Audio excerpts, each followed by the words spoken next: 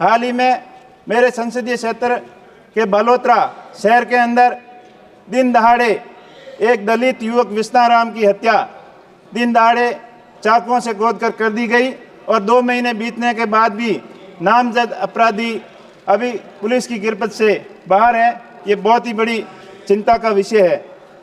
अभिभाषण में देश की वास्तविक समस्याओं, महंगाई, बेरोजगारी, असमानता, कृषि संकट, किसान आंदोलन, भ्रष्टाचार और मणिपुर हिंसा और महिलाओं की सुरक्षा, न्यायपालिका की स्वतंत्रता, इन पर कोई ठोस चर्चा नहीं की। इससे दिखता है कि सरकार इन मुद्दों को लेकर अपना ध्यान भटकाना चाहती है। मैं किसानों की बात करूंगा। भारत एक कृषि प्रधान देश है और देश की 75% से ज़्यादा आबादी ग्रामीण क्षेत्रों के ऊपर, कृषि के ऊपर निर्भर है। हाल ही में देश के अन्नदाता की हालत बहुत खराब है। सत्ता पक्ष की ओर से बार बार किसानों की आय दुगनी करने के कई वादे किए गए और 2022 तक किसानों की आय दुगनी करने का वादा बार बार दोहराया गया, लेकिन 22 निकलने के बाद भी आज किसानों की आय दुगनी के बजाय किसानों की आय आधी रह गई है। किसान बहुत ही संकट में है। सिंचाई का पानी किसानों को समय पर नहीं मिलता, बिजली समय पर नहीं मिलती। माननीय प्रधानमंत्री जी ने वहाँ बाड़मेर के अंदर 2014, 2018, 19, 23 4 बार ये वादा करके आए थे कि मेरे किसान भाइयों और बहनों, गुजरात के कच्छ के अंदर आम और अंगूर हो सकते हैं, तो बाड़मेर के थार क्षेत्र के अंदर आम और अंगूर की खेती क्यों नहीं हो सकती? हो सकती थी, लेकिन आपकी नीति सही नहीं थी। आपने किसानों को सपना दिखाया कि माही बांध की कैपेसिटी बढ़ाकर आपके क्षेत्र के अंदर नहर लाएंगे, पीने के पानी की व्यवस्था पूरी करेंगे, लेकिन वो खाली सपने ही रह गए। आज भी किसान पानी के लिए परेशान है, बिजली के लिए परेशान है, पूरी संकट के अंदर है किसान। अब मैं बात करूं, राष्ट्रपति जी ने अभिभाषण में JJM के बारे में जिक्र किया, जल जीवन मिशन योजना के बारे में।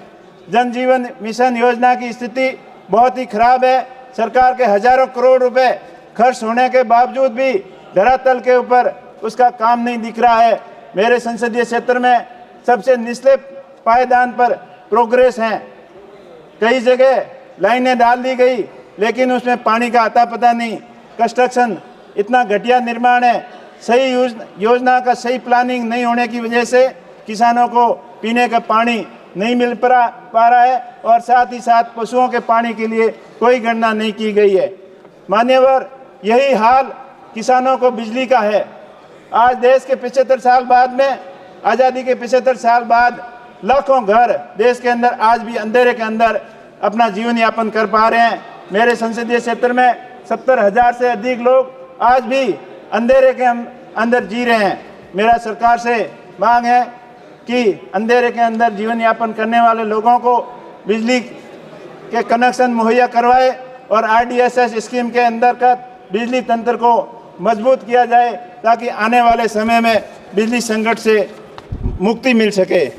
साथ ही साथ मेरे क्षेत्र की कुछ महत्वपूर्ण परियोजना के बारे में मैं बताना चाहूँगा कि रेलवे नेटवर्क के बारे में राष्ट्रपति जी के अभिभाषण में विस्तार से चर्चा की गई, लेकिन हमारे क्षेत्र के अंदर रेलवे नेटवर्क का बहुत ही कम विस्तार हुआ है। लंबे समय से मांग थी कि जैसलमेर, बाड़मेर, भाबर रेलवे परियोजना को लागू करना, और उसकी कई बार मांग होने के बाद सर्वे भी हुए, लेकिन उसको दुर्भाग्य की बात है कि अनार्थिक बताकर उसको रोक दिया गया।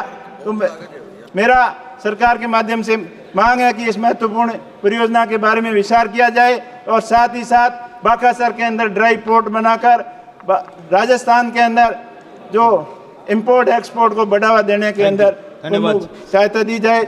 इसी के साथ साथ क्षेत्र के कई महत्वपूर्ण मुद्दे हैं, उसके बारे में मैं आपका 1 मिनट के अंदर आपको ध्यान आकर्षित कराना चाहूँगा कि उड़ान योजना के अंतर्गत बाड़मेर के हवाई अड्डे को जोड़ा गया, लेकिन कई साल बीतने के बाद भी अभी वहाँ पर धरातल पे कोई काम नहीं हुआ।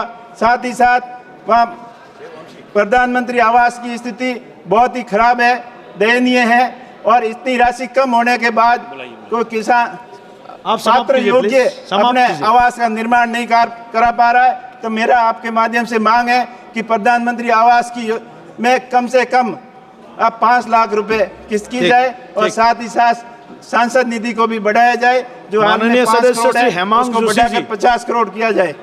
आपने हेमांग मुझे जोशी बोलने जी। का मौका दिया, आपका बहुत बहुत आभार, धन्यवाद। माननीय सदस्य हेमांग